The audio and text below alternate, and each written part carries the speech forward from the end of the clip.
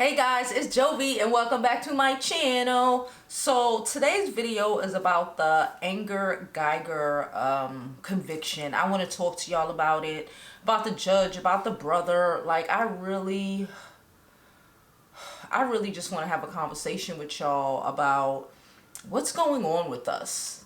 Like, what is going on with us? Why do we as black people do this to ourselves? Like, I don't even understand. Okay, but nonetheless, before we begin, please don't forget to like this video. Okay, like it now, like it later, just like the video. Subscribe to my YouTube channel. I'm JoviBeauty. Please subscribe, and also subscribe to my lifestyle channel. It's JoviB Lifestyles. Okay, I got 2 videos on there. I should be putting more on this week.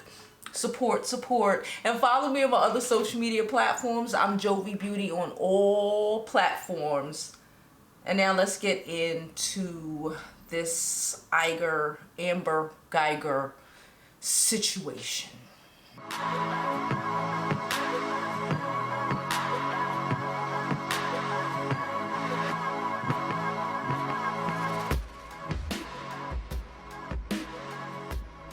So firstly, before I begin, I want to give a shout out to one of our moderators, actually our main moderator, Ledford.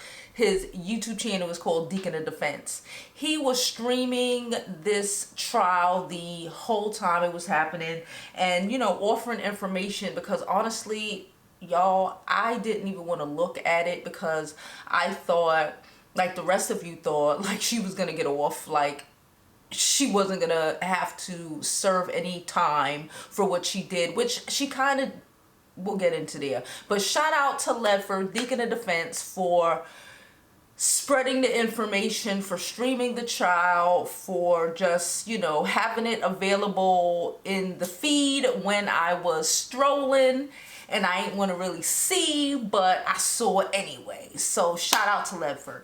And now let's just talk about it. So if you don't know the situation, Amber Guyger was a police officer who basically walked into Mr.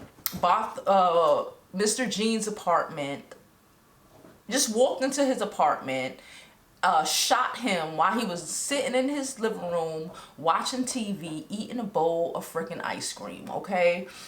Then she called the police, she called the, 911, etc., etc., all panicking about what she did.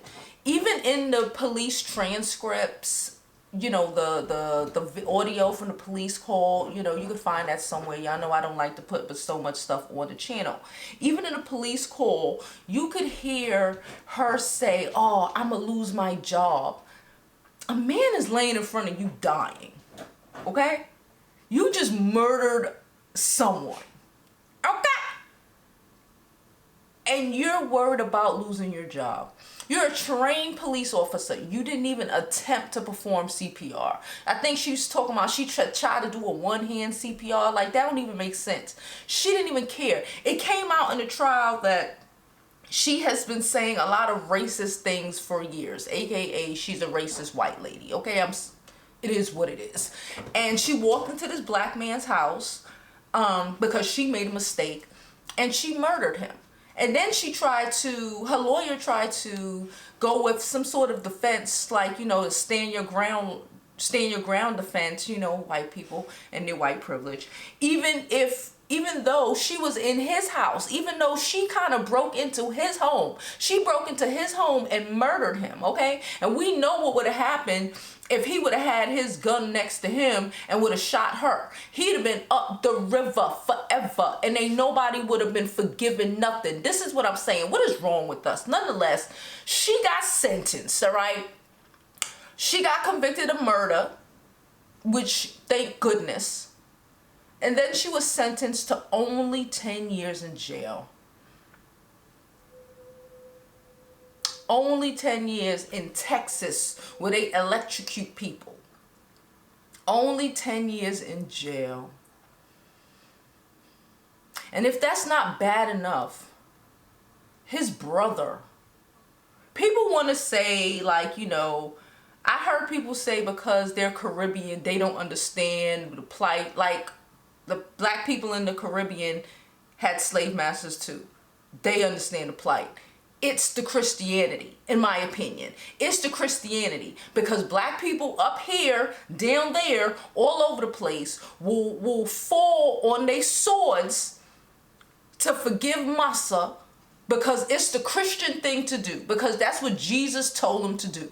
That man went up there and hugged this woman who murdered his brother.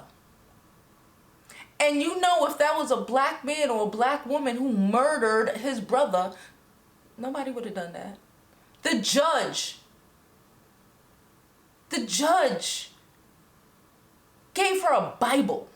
They have Bibles in jail. The judge gave her a Bible, y'all. The judge hugged her, read scripture. My friend sent me a message the day that this all happened, and she's very, Ivy League-ish. And even she was saying to me, like, what kind of NIGGA shit is this? What is going on? What kind of slave mentality shit is going on? It has nothing to do with the family being Caribbean. It has nothing to do with none of that, because even though she killed his brother, even though a black man was murdered, a black man who, worked very hard in his life to accomplish goals, a black man, I guess he went to church every day. That don't mean it's all right to murder him, because if the roles were reversed and it was a Caucasian man, there would be no forgiveness. Okay, that's the problem with black people nowadays anyway. You're too damn fast to forgive people who murder you. That's why every time one of us dies by the hands of them, the first thing the media do is ask, do you forgive the killer? Do you forgive the killer? They don't ask Caucasian people that. They don't ask Caucasian people, do you forgive the black dude that shot your moms? They don't ask that. No one asks that, because it's insane. It's irrational and insane. And all it shows me, again, y'all know I believe in God, but I don't do the Jesus. I don't do the church, because the insanity that it allows you to exhibit is ridiculous.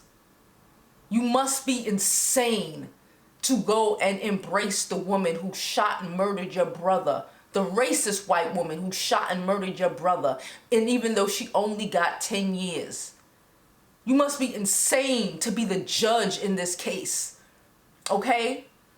And wanna, I ain't never seen a judge hug a black defendant in my life. I'm done. And as always, I hope you live your life like it's golden, because there's no other way to live it.